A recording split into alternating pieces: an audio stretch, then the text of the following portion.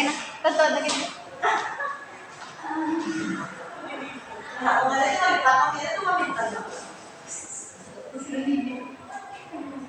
Magandang umaga mga bata!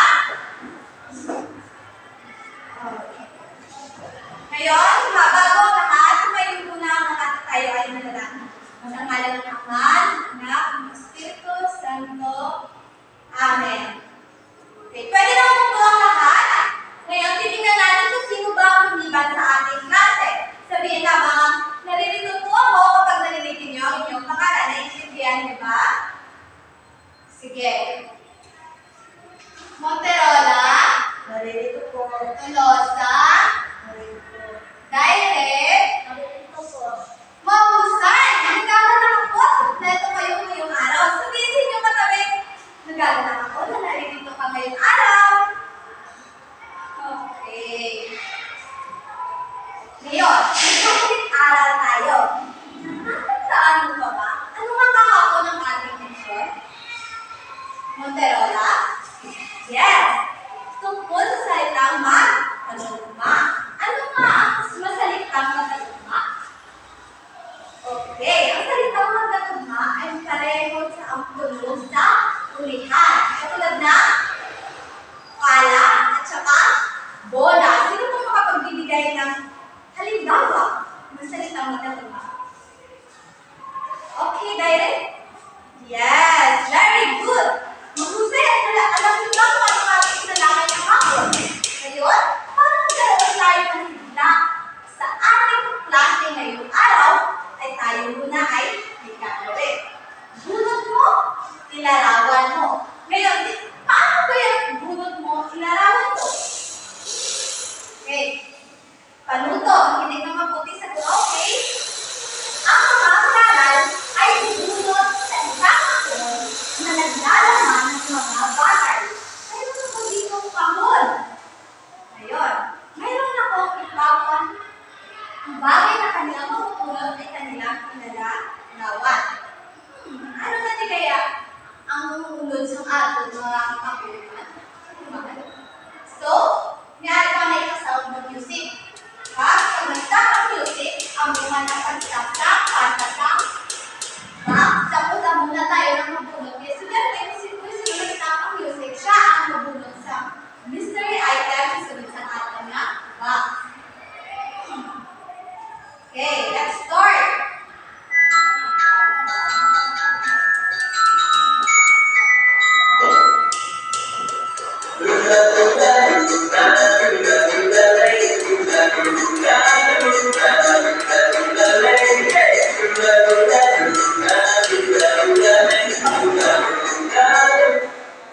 Okay.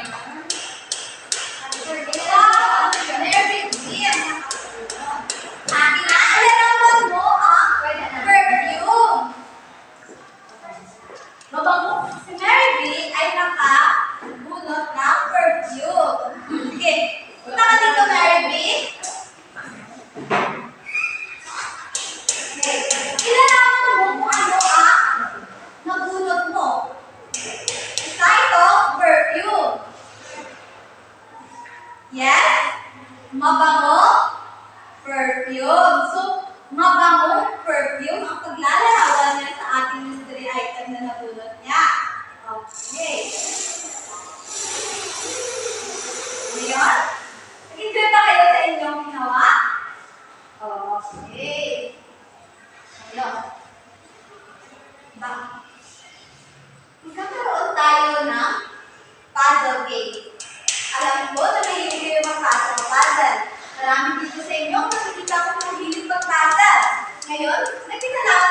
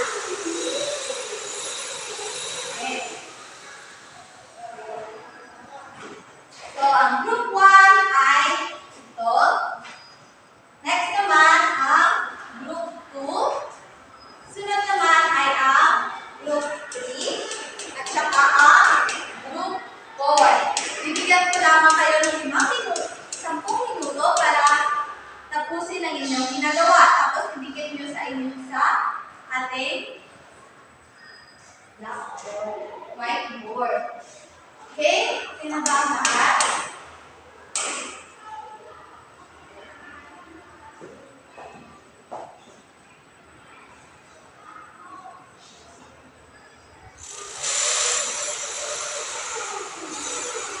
Okay, tapos na ang inyong oras. Ngayon, isikip sa ating whiteboard kung ano ang nakuha ninyo larawan. Sa group 1,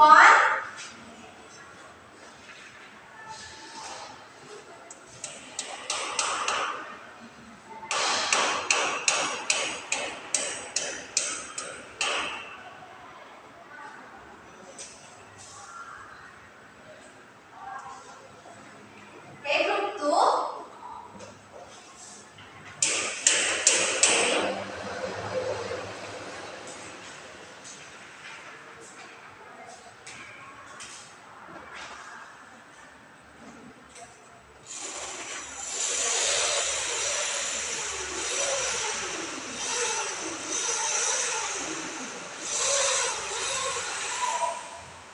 next ang group 3,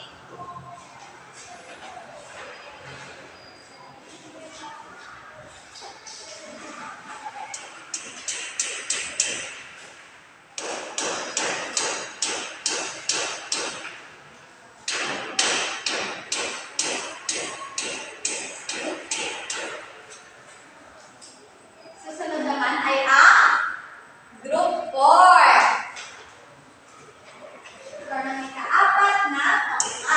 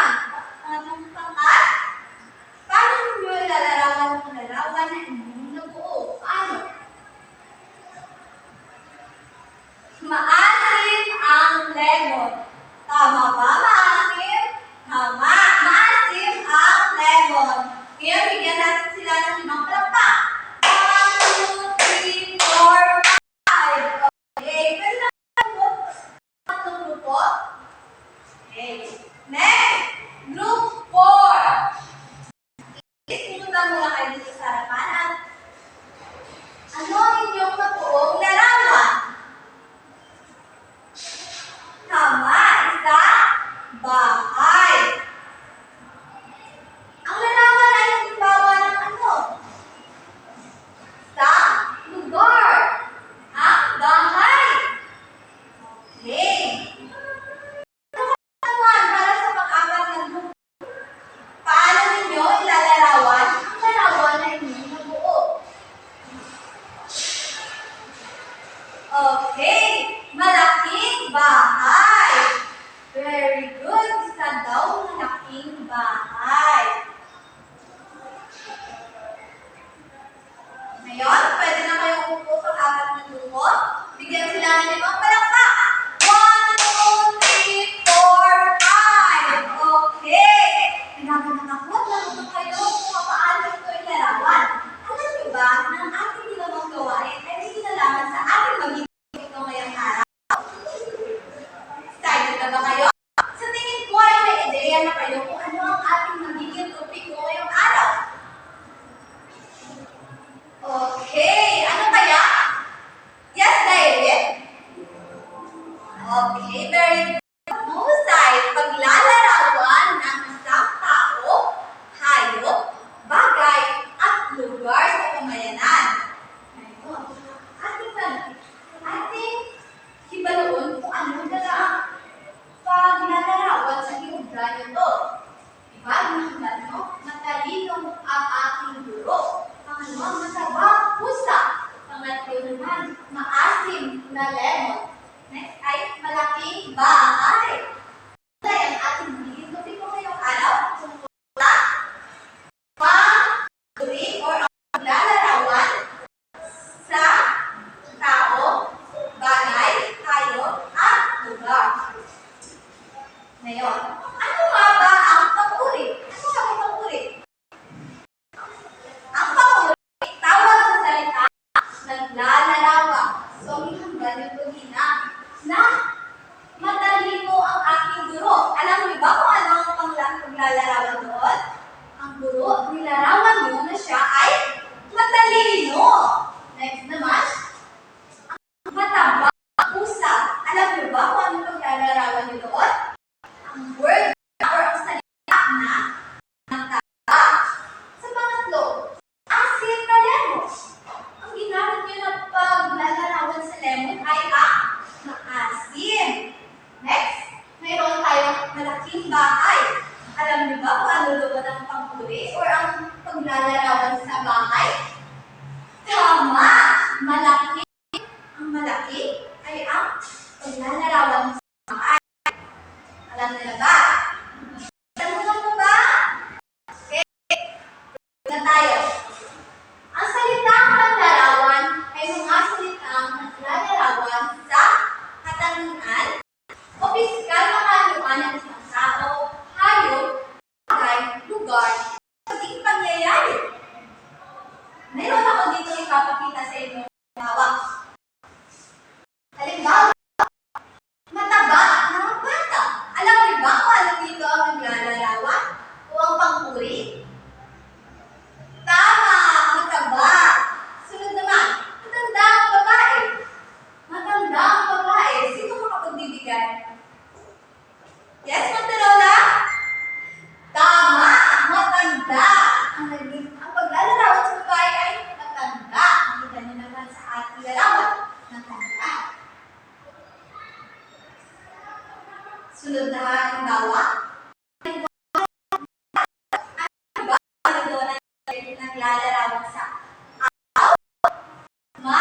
liwanag. Correct! Tama, mahusay. Nagagalak ako at alam ninyo agad kung paano ang ating klase at ang ating diskusyon. Sunod naman, malambot na unan. Malambot, mahusay.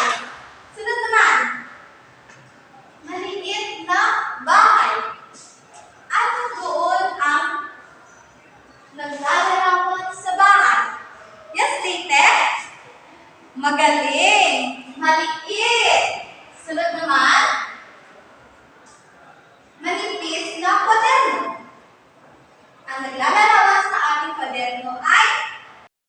manipis. Sunod, matapis na candy. Matamis. Makapal na aklat. Ano ang naglalarawan sa aklat? Tama, makapal. Sunod, ang panghuli natin halimbawa, matangkad na lalaki. Ano? Okay, matangkad. Ngayon, may katanungan ako. Sino ang makapagbibigay ng paglalarawan na makikita sa ating pamayanan? Okay, Tulosa. Malinis na kapaligiran. Alam niyo ba kung ano doon ang pahuri o kung ang paglalarawan sa paaralan? Tama! Malinis. Malinis ang paaralan. Ang pahuri ay ang malinis. Mga bata, mayroon akong sasabihin na lagi ninyong dapat tandaan. Lagi tandaan, dapat sa paglalarawan natin, pumiliin natin na gumamit ng magagalang na mga salita upang hindi tayo makasakit ng damdamin ng iba, lalong-lalo na sa ating kapwa.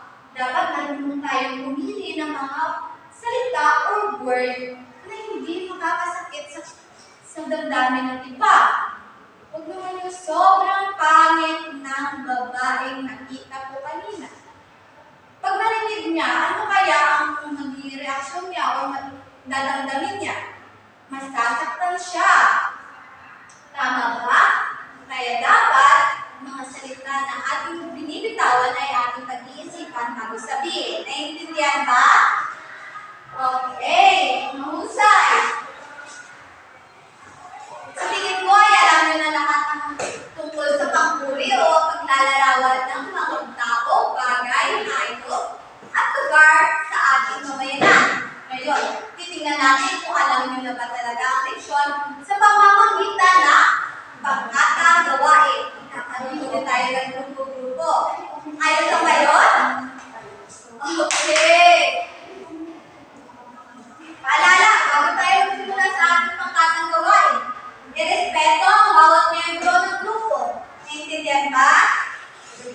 Next, makisa sa grupo at sumunod sa leader. Naintindihan lang ba? Okay, gawin ang pangkatang gawain ng tahimik. Kung magsasalita man, please,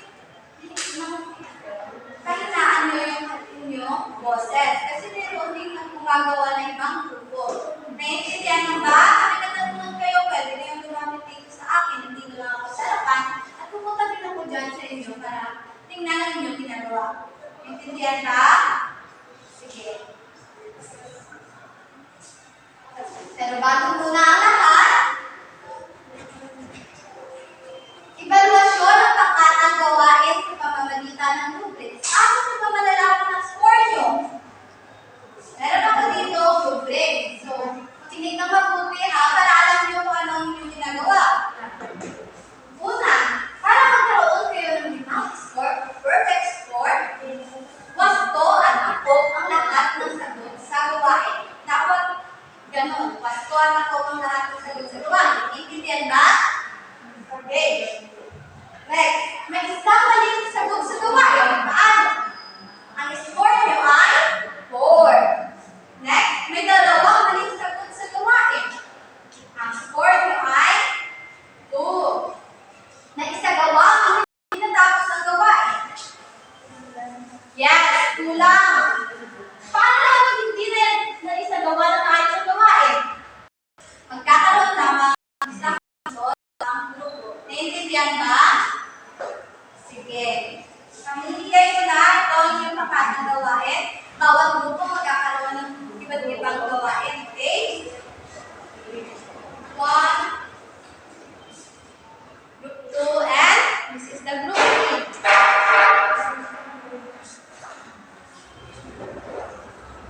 Bibigyan ko lamang kayo ng 10 minuto para tapusin ang inyong pangkatang gawain. May katanungan, dito lang ako. So, ulitin ha? Okay. Kaya na kayong umpisa.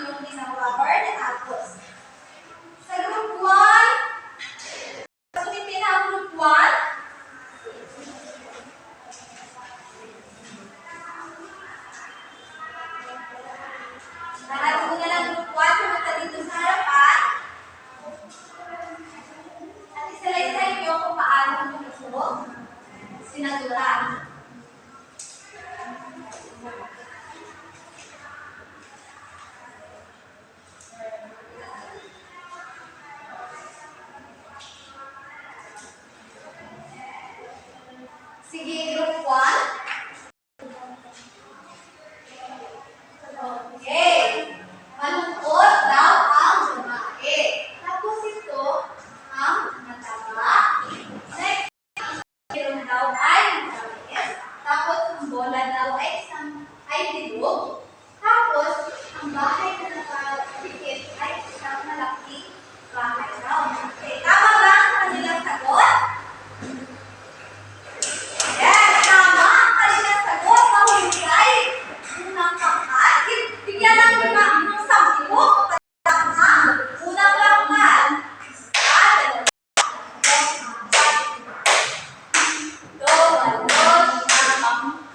Yes!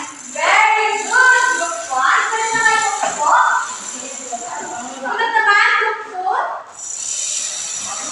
Nakapag-sumiti na ang group 2. Tingnan natin ang kanilang pagkakutan. Pumunta sa harap dito, group 2.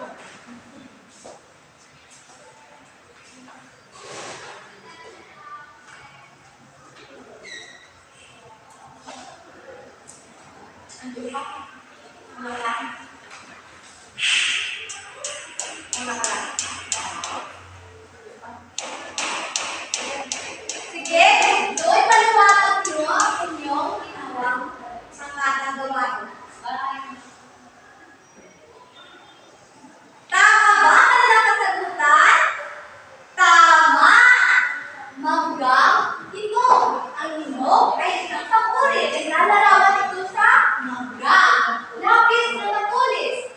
Tama! Matulis. Ang lapis. Malinis. Ang kanilang papuri sa tubig. Dali. Tubig na malinis. Kaya, masaya ang pinili nilang papuri sa larawan. Sunod naman, asong galit. Galit daw ang aso. Tama nga ito natin kanila. Sinagot. Bigyan sila ng 10 plaka.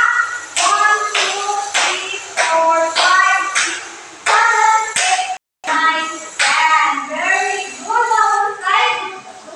Pwede na kayo pumupo. Sunod naman ay ang group 3. Nagsumite na ang group 3. Tingnan natin kung tama ang kanilang sagot.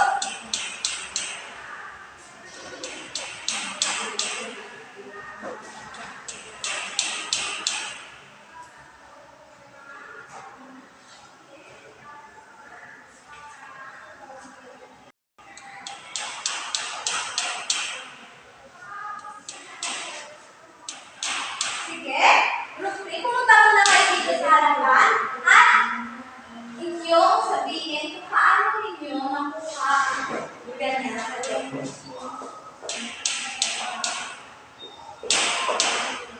Okay, magaling. Sabi nila, ang nakikita nila sa larawan ay sariwa, malinis, at saka maganda. Ang ginamit nilang lahat ay ang pangkuli o ang paglarawan sa ano ito? Lugar. Magaling, group 3. Bigyan sila ng 10 palaka. 1, 2, 3, 4, 5, 6, 7, 8, 9, 10. Very good, group 3. Sige, pwede naman pumupo. Nagkakala ako, talagang lahat kung ano ang inyong sasagutin. Kung paano nyo sasagutin ang inyong pangkatang gawain. Ngayon, tignan na sa ang sarili. 1, 2, 3, 4, 5, 6, 7, 8, 9, 10. Ngayon, ating alamin. Isa-isa ba sa inyo or individual na nasasagutin? Alam niyo na ba?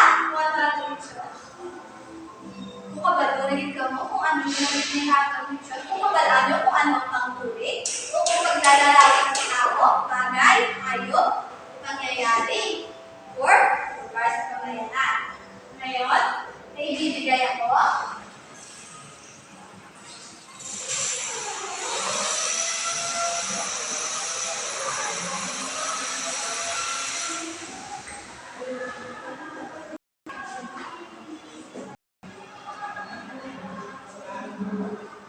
Five items lamang yan. Bibigyan ko kayo minutes or 7 minuto para tapusin ang inyong evaluation. Okay, maaari na kayong magsimula. Sabihin ko lamang tapos na yung oras.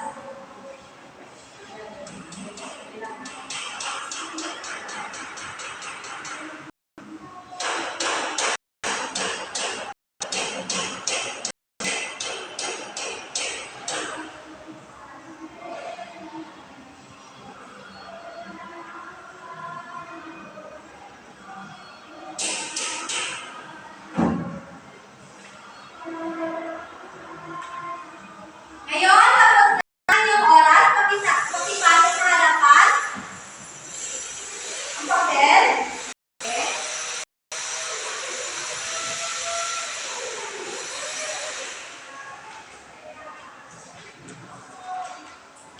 Ating titingnan kung tama ba ang lahat ng sagutin nyo. Ako lang bahala ang i-check dito. Okay? Naiintindihan ba?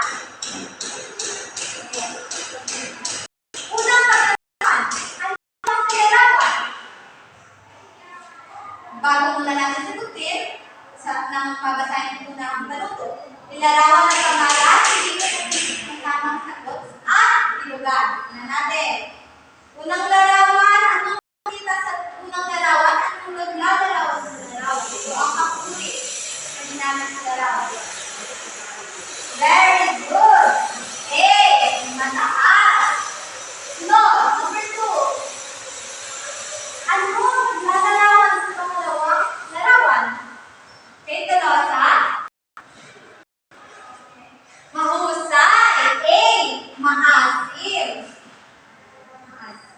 Sunod, number 3. Ano naglalarawan sa tigre? Yes, Peter. C, matapang. Mahusay. Tingnan mo ako sino nang nakatatlong puntos. Sige. Sunod. Ano naglalarawan sa ikaapat na larawan? O pagpuli. Sa larawan. Tama. Payat. Or D. Sino nang nakaapat na puntos? Magaling. Sunod. Number 5. Ano ang makikita nyo sa larawan? Yes, Juliette? Okay. Sinong nakalimang puntos? Naka-perfect. Oh, magaling. Mahusay ang lahat, mga bata. Nakalimang ang lahat. Ayusin na lang ako yung sila ngayon mo. Ngayon, tunin nyo yung takdang aralin na Facebook at kopyahin ito. Gawin ito sa bahay nyo at ulit ang tayo. Okay, bawal nyo sa mga buhay nyo para mag-. Pero kaya nyo na 3 na kamo. Okay, panuto. Iguhit ang iyong paboritong laruan at ilarawan mo ito sa pangungusap. O, tapos na ang kalang kopya. Okay. Mula na siguro ang ako na klase. Salamat sa pakikinig mga bata.